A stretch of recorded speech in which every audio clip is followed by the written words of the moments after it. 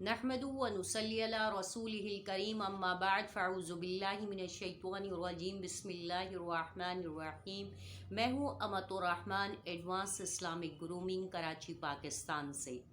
بہنوں، آج بھی جو میرا لیکچر ہے وہ رمضان سے ہی ریلیٹڈ ہے کہ رمضان کے اندر آپ نے کیا کچھ کرنا ہے، کس طرح سحر کرنا ہے، کس طرح افطار کرنا ہے، اور کتنی دیر آپ نے قرآن کی تلاوت کرنی ہے، کن اوقات میں کرنی ہے، اور اپنی پوری جو رمضان کی جو روٹین ہے اس کو میں بتانا چاہتی ہوں کہ اپنی رمضان کی روٹین کو کس طرح سیٹ کیا جائے۔ تو اس کے بارے میں آپ کو بتانے سے پہلے آپ ایک ریکویسٹ کرنا چاہتی ہوں کہ چینل کو اگر سبسکرائب نہیں کیا ہے اب تک اور آپ نئے ہیں چینل پہ تو چینل کو سبسکرائب کر لیں، ویڈیو کو لائک کو شیئر کریں اس نیت سے کہ یہ آپ کے لیے صدقے جاریہ بنے گی،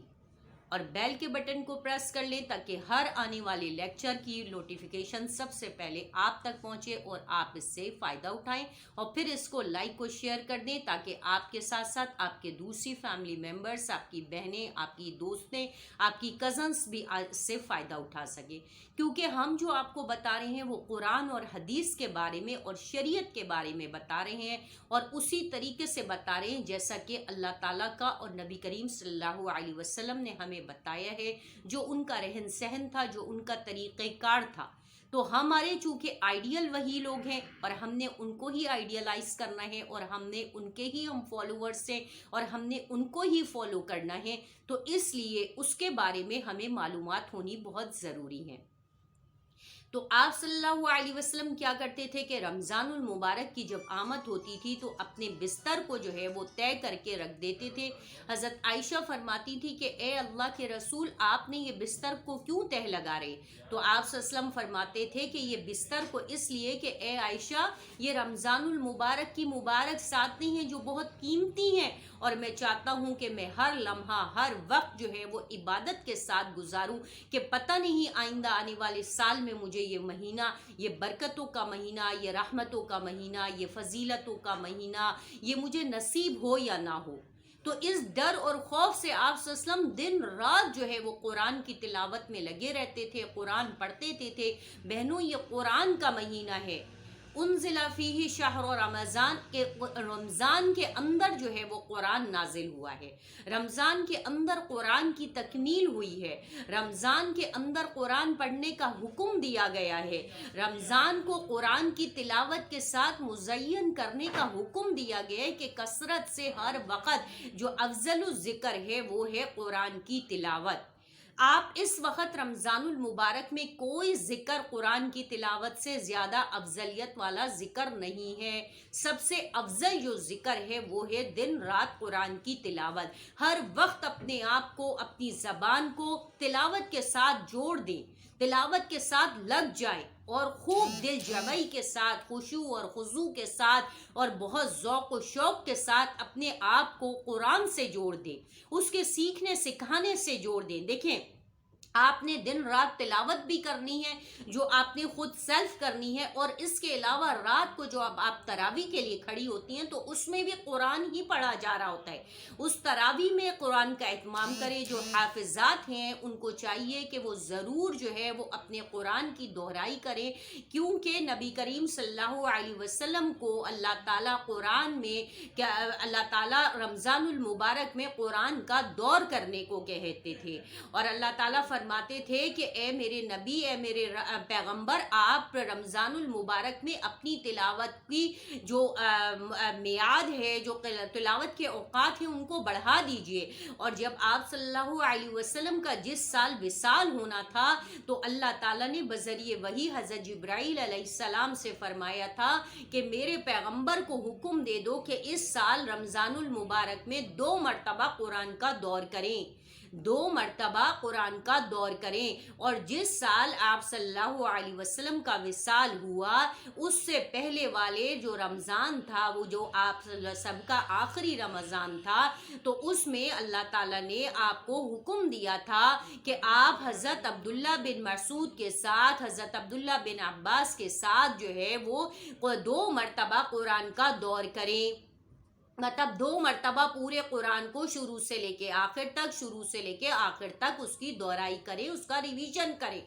जब हज़रत अब्दुल्ला बिन मसूद का नाम आप सल्लम को जब हज़रत जिब्राइल अलैहिस्सलाम ने वही पहुंचाई और हज़रत अब्दुल्ला बिन मसूद का नाम दिया कि अल्लाह ताला ऐसे करे हैं कि आप मेरे नबी को जाके मेरा पैगाम पहुंचा दीजिए कि आप हज़रत अब्दुल्ला बिन मसूद के साथ इस साल के रमज़ान में 2 मरतबा कुरान का दौर करें, 2 मरतबा कुरान का दौर से मरतबा 2 मरतबा कुरान का रिवीजन करे, कुरान की दोहराई करे। तो हज़रत अब्दुल्ला जब आप सल्लम ने बताया तमाम सहाबा में और हज़रत अब्दुल्ला बिन मसूद का नाम लिया तो हज़रत अब्दुल्ला बिन मसूद जो है खुशी से रो पड़े और उनको यकीन नहीं आया कि अल्लाह ताला ने उनका नाम लेकर कहा, उनका नाम लेकर कहा, यानी कि उनको इतना यकीन नहीं आया, वो इतने खुश हुए कि मेरे से अल्लाह ताला ने कहा कि मैं नबी के साथ जो है, नबी को का हुक्म दिया कि वो मेरे साथ कुरान का दौर करें, मेरे को कुरान सुनाए और मैं उनको कुरान सुनाऊं। ये दौर करना कहलाता है। इसका मतलब होता है एक आदमी कुरान सुनाएगा, दूसरा आदमी सुनेगा, फिर दूसरा आदमी कुरान सुनाएगा तो पहला आदमी सुनेगा। ये कहलाता है दौर करना, कुरान का दौर करना। जो हाफिज कुरान लोग होते हैं उनको ये चीज़ पता होती है कि दौर करना क्या होता है, किस तरीके से होता है। आम अवामुन्नास को ये चीज़ पता नहीं होती, तो उनको बताया जा रहा है कि दौर करने का मतलब ये है कि कुरान की दोहराई करना, कुरान एक दूसरे को सुनाना और सुनना। यानी जैसे हम तरावी के अंदर खड़े होते हैं तो हाफिज लोग जो है वो कुरान सुना रहे होते हैं और एक या दो उनमें से सामे होते हैं जो कुरान को सुन रहे होते हैं, जिनको कहा जाता है कि ये सामे है और ये कुरान को सुन रहे होते हैं। तो इनको क्या कहा जाता है? सामी कहा जाता है। जो कुरान के सुनने वाले हैं ये असल में ये कुरान को सुन रहे होते हैं और पहला आदमी जो इमाम होता है वो कुरान सुना रहा होता है। तो समझो ये दोनों आपस में कुरान का दौर कर रहे होते हैं, कुरान की दोहराई कर रहे होते हैं, कुरान का रिवीजन कर रहे होते हैं। तो आपको बताने का मकसद ये है कि आपने अपना सारा वक्त मोस्ट ऑफ टाइम जो है आपने अपना क्या करना है, कुरान के साथ जुड़ जाना है, तिलावत के साथ जुड़ जाना है और खूब कसरत से ठहर ठहर के तजवीद के साथ, मखारिज के साथ, हुरूफ को देख करके आराम आराम से। ये नहीं है कि धड़ आपने पढ़ना शुरू कर दिया और आपने क्या पढ़ रही है, क्या सुन रही है, कहाँ जज़म है, कहाँ मद है, कहाँ वक्फा है, कहाँ क्या करना है, इदगाम करना है, आपको कुछ भी नहीं पता और आप बस खाली रट्टू तोते की तरह आप पढ़ रहे हैं। ऐसा नहीं करना। आराम आराम से ठहर ठहर के समझ के और अच्छे तरीके से कुरान को पढ़ना है। अच्छा, मैं आपको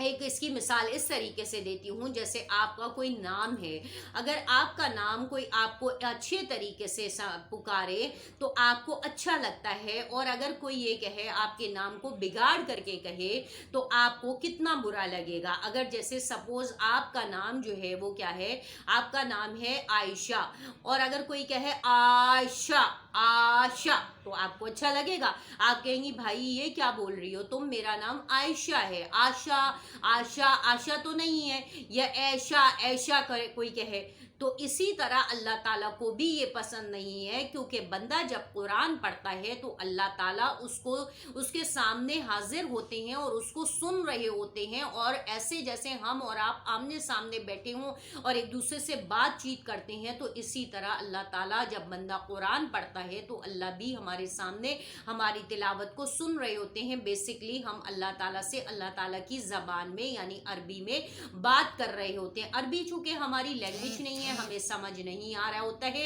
लेकिन अल्लाह ताला की ज़बान जो है वो अरबिक है और अल्लाह ताला समझ रहे होते हैं। आप जो कुछ उनसे अरबी में बात कर रहे हैं अल्लाह ताला उसको समझ रहे हैं, देख रहे हैं। लेकिन अगर आप गलत सलत उनके सामने बात करेंगे, अच्छे तरीके से बात नहीं करेंगे, तो फिर अल्लाह ताला कहाँ से मुतवज्जा होंगे। इसीलिए कहा गया है कि जब कुरान की तिलावत कर लो अच्छे तरीके से करो और समझ के करो, सहज के करो, ठहर के करो, और जो जिस तरीके से पढ़ने का हुक्म दिया है इस तरीके से पढ़ो। तो उम्मीद है कि आप लोग मेरी बात को समझ चुकी होंगी और यकीनन आप آج سے اس لیکچر کو سن کے، اس کی فضیلت کو سن کر کے یقیناً اپنے آپ کو اپنا انالائز کریں گی کہ ہاں واقعی ہمیں کتنی جو ہے وہ ٹائم جو ہے وہ قرآن کے ساتھ جڑنا چاہیے، قرآن کو دینا چاہیے، قرآن کی تلاوت میں کتنا وقت گزارنا چاہیے، اور کچن کے کاموں میں اور گھر کے کاموں میں کتنا وقت گزارنا چاہیے۔ اب یہ آپ کے اوپر ڈیپینڈ کرتا ہے کہ آپ اس میں سے کتنا وقت اپنے لیے نکالتی ہیں، قرآن کے لیے نکالتی ہیں، اور کتنا وقت اپنے کچن کے لیے نکالتی ہیں۔ وآخر دعوانا الحمدللہ رب العالمین۔ السلام علیکم ورحمۃ اللہ وبرکاتہ۔